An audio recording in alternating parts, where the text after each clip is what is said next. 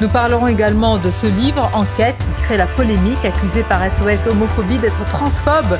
Transmania, écrit par Marguerite Stern et Dora Muto, est un succès de librairie et bien plus. Et c'est Sophie Audugé qui nous rejoindra à 13h pour en parler. Transmania, je l'ai précisé tout à l'heure, livre enquête, livre événement, livre choc, bref, accusé par SOS Homophobie d'être transphobe.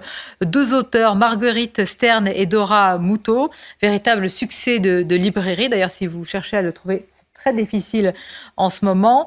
Qu'est-ce que vous pouvez nous dire de ce livre? D'abord, vous, Sophie Audugé, vous avez souvent parlé de cet entrisme sur l'idéologie transgenre à l'école. Est-ce que c'est conforme à ce que vous savez, évidemment, de cet entrisme à l'école?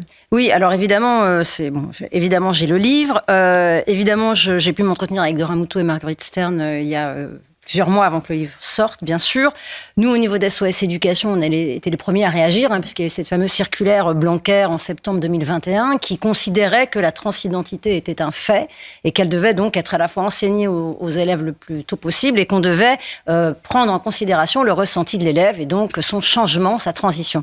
Et donc, à ce moment-là, ça a été vraiment cataclysmique, en tous les cas pour nous, au niveau d'SOS Éducation, puisqu'on n'a pas compris pourquoi cette circulaire qui n'avait pas sa place dans l'école, évidemment, eh bien, d'abord, prenait une forme d'un document de 11 pages qui était un plébiscite sur l'idéologie transaffirmative, sur cette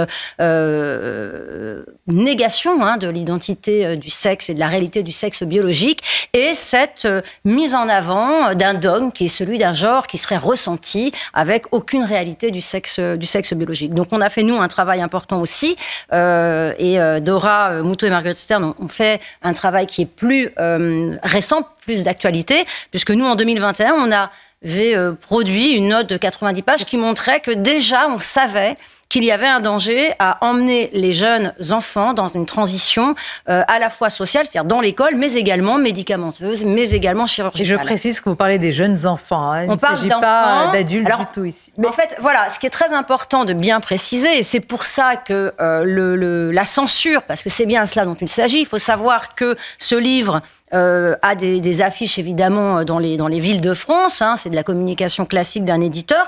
Et on a la mairie de Paris et la mairie de Lyon qui ont demandé à Deco, une entreprise privée, d'enlever immédiatement ces affiches parce que ce livre serait transphobe et homophobe. Alors, il n'est pas du tout transphobe et homophobe. Voilà, je le montre pour qu'on le voit bien. Voilà, il n'est pas du tout transphobe et homophobe. D'ailleurs, Marguerite Stern et Dora Muto sont des féministes, plutôt de gauche, des féministes qui, à un moment, ont dit, bah non, une femme est une femme, elle a un sexe de femme, il ne peut pas y avoir de femme avec un pénis. Et à ce moment-là, Dora Muto a vécu, une mort sociale, elle a perdu tous ses contrats et elle s'est dit mais là il y a quelque chose qui tombe par rond, c'est-à-dire qu'on est dans quelque chose qui nous dépasse tous, c'est-à-dire qu'on ne peut plus parler et il y a donc là véritablement une censure de la parole, une censure de la liberté d'expression. Je voudrais ajouter que c'est très étayé, que c'est argumenté, que c'est chiffré. Oui, alors c'est une enquête.